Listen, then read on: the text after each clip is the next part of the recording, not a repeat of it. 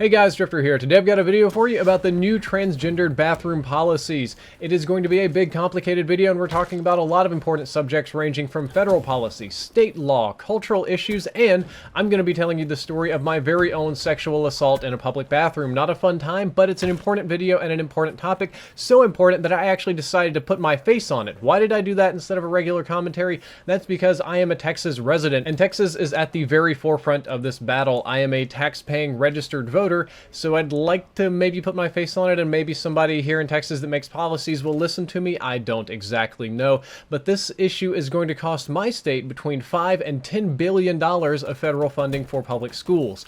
So if you haven't heard about the new transgender bathroom law that allows students to use whichever bathroom they identify as, I'm going to explain it to you briefly. The Obama administration put out a new policy, which we'll talk about later, called the Transgender Bathroom Law, where you can use whichever bathroom in public schools that you identify as. So me as a male, if I was feeling gender fluid, or if I wanted to identify as a woman, I could use the female bathroom. Depending on which side of the political spectrum you're on, this is hailed as either progress for trans rights, or, you know, progress toward a progressive future, or as enabling rapists, enabling bathroom hijinks, spying, and just generally a culture war either way. So a lot of people call this the Transgender Bathroom Law. It's actually not a law. What happened is the Obama administration released new guidelines outlining how to deal with transgendered students. It involved a variety of things, including sports and pronouns and using, you know, the teachers, what they call them, what gender-specific pronoun. But the most controversial part was the bathroom one, that students can use whatever bathroom they identify as. And I want to make it clear that this was not an executive order, nor was it an act of Congress or a law, but rather a Department of Education guideline that was encouraged through the Obama administration. So it's more like an administrative rule or regulation. You're saying, okay, if it's not a law, then who cares? Well, it's going to be important, so give me just a second here. Education is a delegated power of the states. The federal government has no say-so in education, but they do have the Department of Education, which largely maintains its control through federal funding and grants. If you comply with the Federal Department of Education, you are giving a federal subsidy or grant for your school, and depending on your state, they can be very, very large. In the case of Texas, we're a big economy, we're a big state, we have a lot of population. That's, depending on which source, which news article you read, between $5 and $10 billion for the year, which is a huge chunk of money. However, in order to get the money, you have to comply with their guidelines or in their policies. Most of them are good things. Standardized testing, which, okay, maybe not the greatest, but, you know, we kind of want to standardize our education so that it doesn't get too crazy from state to state, so that we're all basically on the same track here, and it disperses federal funding to the state level so that states aren't strapped to pay for these schools. However, if you don't want to comply, you don't get the money. So in the case of Texas, when they chose not to comply with the bathroom policy, they don't get the federal funding for their schools. As I said before, oftentimes the policies are straightforward, simple, or at least acceptable to the point where all schools comply and get the money.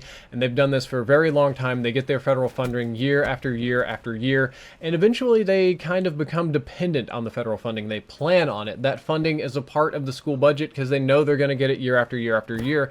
So taking the money away completely bankrupts the schools and shafts them, or forces the states to come up with even more money to pay. Depending on the state, this could be easily done or very difficult, and it's how the federal government exerts control over our education system.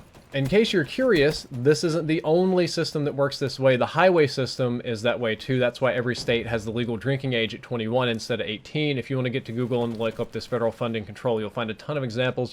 But basically, Texas said, hell no, we don't want your transgender bathroom policy, and forwent the money. A lot of people say that's bad or bigoted on Texas' part, and I'll offer my opinions on that later. But a friend of mine had a very interesting outlook that this brings to light the issue of federal control over the delegated powers of states via funding, where they have no business being anyway. And I talked to my friend about it, and he was very happy that this issue is being brought to the forefront, even if it's in a negative light when it comes to trans rights, because this is a very important conversation that we as a nation need to have about federal funding and federal influence on the states' rights and state level and things like education, highways, and whatever.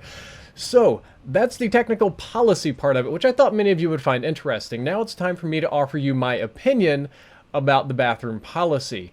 And I think that this was mostly a non-problem with a very harmful solution. And I don't even say that as a person that hates gay people. I have gay people in my family, and I'm actually largely pro-trans rights. but this is a non-solution for a non-problem. If I would ask you right now, what percentage of people are LBGT, or basically what percentage of people are gay or non-traditional straight binary? The interesting, I read this article on Reddit today. A lot of people were saying that millennials actually say that like 20 to 30% of people are gay, which is a ridiculous number. The actual best cited and best researched number is approximately 3.8%, or about 4% of the human population is non-straight. Relatively small percentage, but we're talking about trans in general here. What percentage of people do you think are actually transsexual? Well, according to the best research that we have available, which is again not perfect, but it's the best we have right now, is 0.3% of people are transsexual. So this law, this funding, these lawyers, the news time, the hullabaloo, all this kind of stuff is for a very tiny percentage of our population. It is a minutia, and even the people that are trans are often not public about it, largely due to shame, which I don't think is a good thing. If you're trans, you should come out and be proud about it, but it's really not an issue that comes up on a daily basis and doesn't deserve all this attention. However, we as a nation have decided that we're giving equal rights to all, so we need to address the rights even for super minorities, even for the tiniest, most ridiculous self-identifying minorities in our population, be they religion, an unusual orientation, or the only purple people around. You need to give them equal rights. So previously, at least as far as I'm aware, there was no law regarding who could use what bathrooms in stores and public schools and public places. The bathroom signs were actually more of a suggestion. Women should go here and men should go there. It was not illegal for any one person or the other to use the restroom. And I'm going to go ahead and man up and tell you that I have used the women's restroom many times. Two examples I can give you offhand. I think I was at a convention one time. It may have actually been PAX, but the men's bathroom was an absolute nightmare of a crap fest. Just turds everywhere. Everything was covered in pee. It was just absolutely disgusting. So I just noped right out of there, walked into the women's bathroom, used it, and they gave me a few dirty looks, but nothing happened. And there was a different time, I think I was at an airport or somewhere very crowded. I had super bad diarrhea. It was not going to hold. The dam was going to leak, and I ran to the men's bathroom, and there was like a line 10 people deep to use the stalls. Absolutely unacceptable. Book it to the women's bathroom, find a stall, go dump my dump. And when I came out, there were like 2 or 3 women to give me a dirty look, and I told them under no uncertain terms, look, I had super bad diarrhea. Either I was going in there or I was going all over the floor on my way. And they said, okay, you know, we understand. But there's no law about that. It's not really an issue. The next question I have for you is, where do you think trans people used the restroom before? Or do you think that because there was no trans restroom, they just didn't go? You think they just didn't poop or didn't pee or just waited till they went home? That's ridiculous. Trans people have been using public restrooms, even in public institutions, schools, etc., Targets. I know people are protesting there for a very long time, and most of them, at least the ones that have the outward appearance of the gender they identify as, go completely unnoticed because people aren't checking for sexes all the time. They've been using our restrooms for a really long time, largely without issue.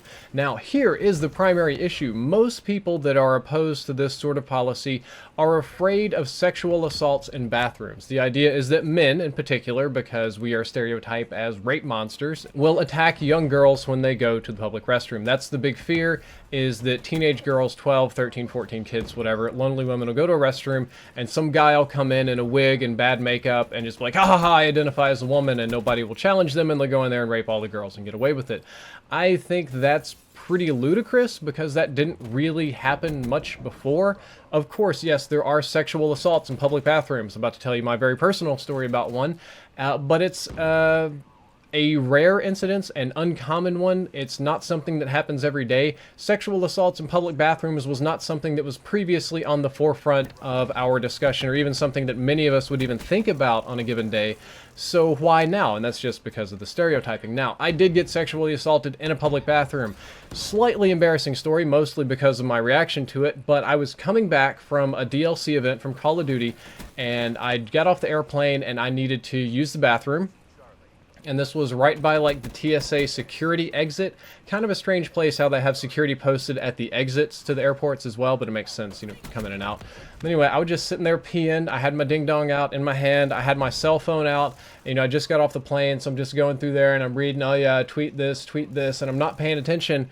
And right as I'm almost done peeing, some dude, it honestly looked pretty gay to me, like a gay guy, just walked up, grabbed my hot dog and gave it a little squeeze, like a little double pump, looked me right in the eye, winked, and then just put his hand in his pocket and like walked out super fast. He didn't run or anything.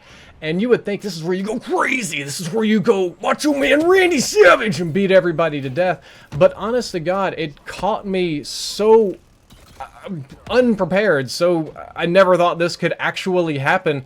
I didn't even know what to do. I'm just sitting here on my phone and all of a sudden I feel a hand on my dick and it's like, what? Like, hold up now, did I miss something here? And then by the time my brain is actually processing that this is a sexual assault, the dude is gone and gone. So now I'm pissed off, I'm like angry, and I tuck my dick back in my pants, zip it up, and I come marching out of the bathroom like I'm gonna go kick some ass. Just as I see the guy exit and go through the security little thing there, and I thought to myself, if I go chase this guy down, running, screaming, and yelling, and punch him and wrestle him, I'm going to get arrested. It's going to be a fight at the airport. The TSA is going to get involved. They're going to take me to the back room. I'm going to get that very extra special cavity search because it's a big deal. And I had a choice to make right then and there to either let it go or get arrested. And I sucked it up and I decided to be a big man and let it go. Went back in the bathroom, washed my ding dong off, and went home. Not pleasant, but it did happen.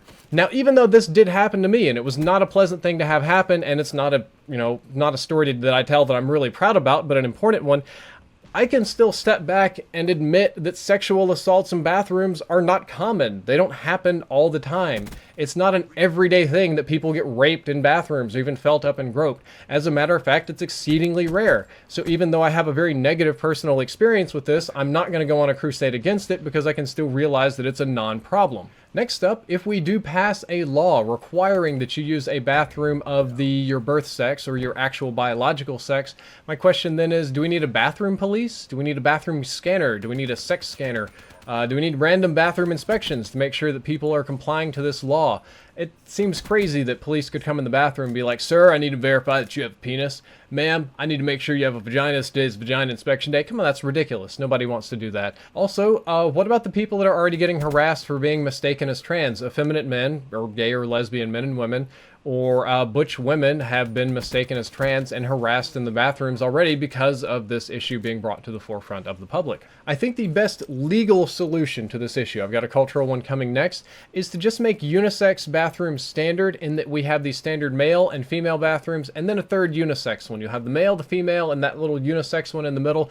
A lot of places already have this. They're considered like the family bathroom or the changing bathroom. It's got the table you fold down where you change the baby's diaper, where you can take your little girl to go pee and you can be a man and stand in there and everything's fine.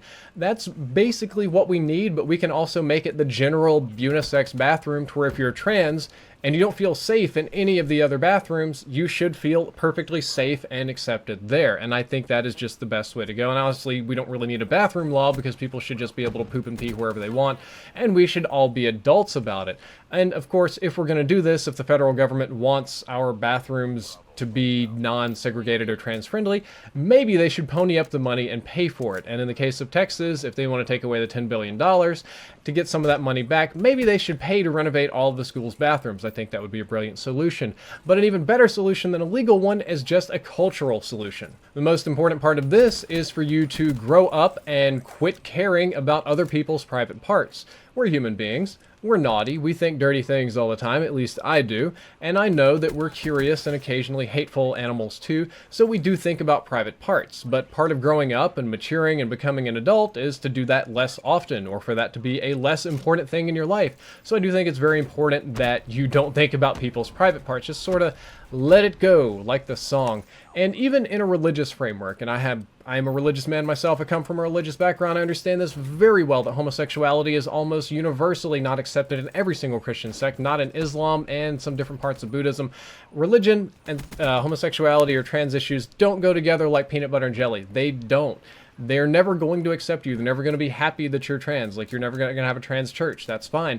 But even as a religious person, what you need to accept in the United States, that equal rights trumps your religious preferences. So because you don't like gay people, or because you don't like black people, or because you think that trans people are barbarous sinners, according to the rest of the laws, they've done nothing illegal, nothing wrong, and they don't deserve to have any of their rights taken away from them or to be punished arbitrarily. And this cuts both ways. If you are, let's say, Christian, most likely that's the audience I'm talking to, what if all of a sudden there was a cultural shift in the United States, and for no particular reason everybody converted to Islam, and like 95% of people were Islamic and only 5% were Christians? Well, then according to our laws, it basically would be the same, because you can't pass laws that restrict on other people's rights. And that's why we have it set up so that no matter how the culture shifts, everybody's basically free to worship and live as they see fit. And that's an important thing to accept. And again, that cuts both ways. I've had a lot of people ask me, well, you don't have kids, you don't understand. I've raised kids. Different issue for a different video we'll talk about. But I don't care if a woman uses my bathroom. It's smelly, it's covered in pee. Men will probably make dirty jokes. If they want that, that's fine. I don't care if a trans woman uses the bathroom. My wife doesn't care if a trans man uses the bathroom. When I do have kids, it's not going to be a big deal to me if trans people use bathrooms, one or the other, or if men or women use the bathrooms, because I'm going to be smart and teach my children, male, female, I'll use the example of a daughter here because I know that's the most popular one, to be safe regardless. If you go into a bathroom and you notice 6 angry guys sitting there with their arms crossed, like rolling out their Durexes, talking about how many people they're going to rape, that's a bathroom you don't need to be in. If you go to a bathroom and there's just one trans person there just going to pee, probably nothing's wrong. You got to identify a threat based not necessarily on their sexuality, but a dozen other different things. It's not difficult to identify sketchy people. It's not difficult to identify gangbangers, crackheads. It's not difficult to identify like white supremacists. My wife's Asian, so I'll probably have a mixed kid, right?